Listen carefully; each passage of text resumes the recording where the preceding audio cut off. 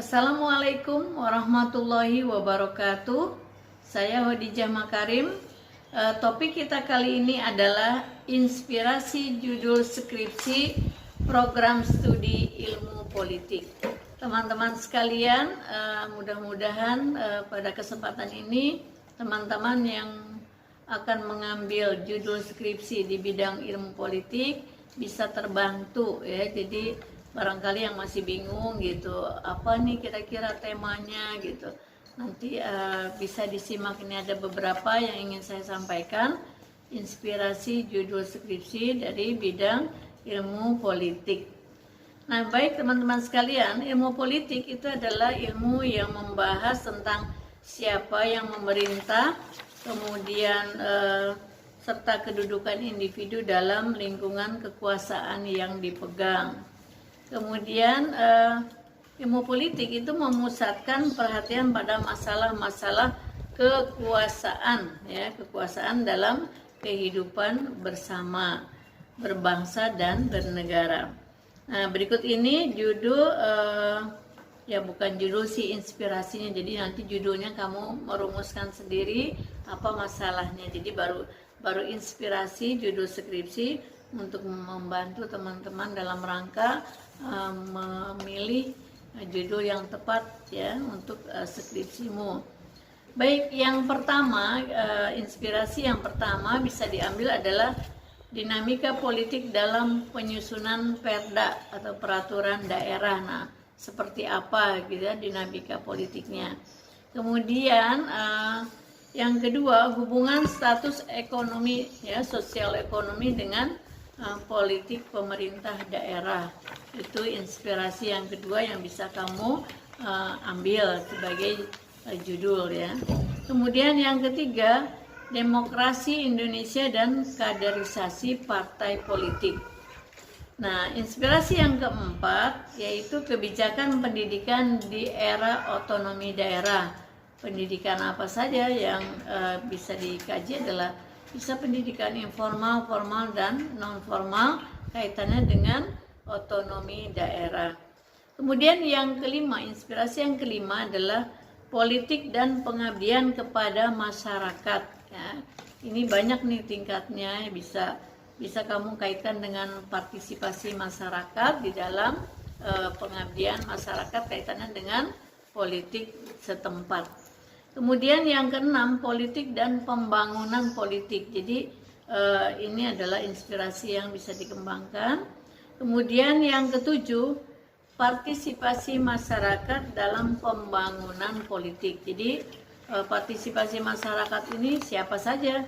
Pemuda misalnya, kemudian pemilih pemula misalnya, wanita ya, itu juga bisa diukur bagaimana hubungannya partisipasi masyarakat itu di dalam pembangunan politik. Kemudian yang ke-8 adalah kinerja pemerintah dalam membangun politik Indonesia. Saya ulangi ya, kinerja pemerintah dalam membangun politik Indonesia. Ini inspirasinya besar nih ya, jadi ruang lingkupnya sangat besar.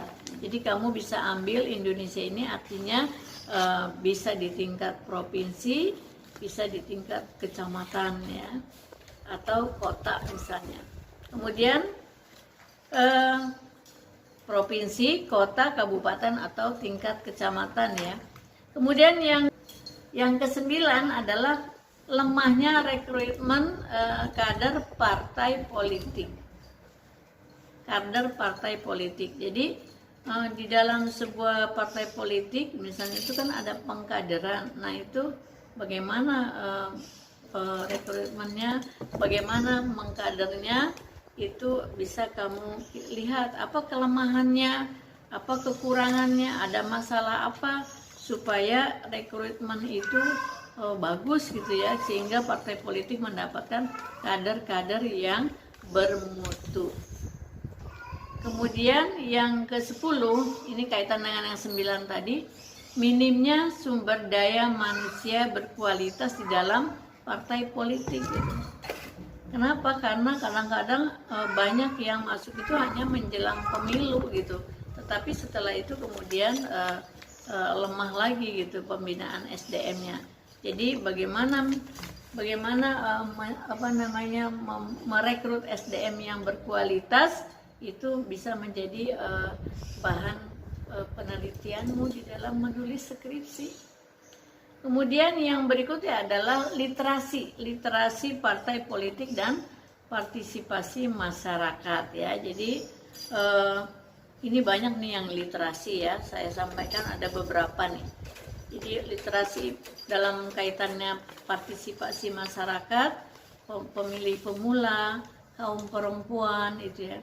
Kemudian literasi politik dan media sosial ya, dengan media sosial.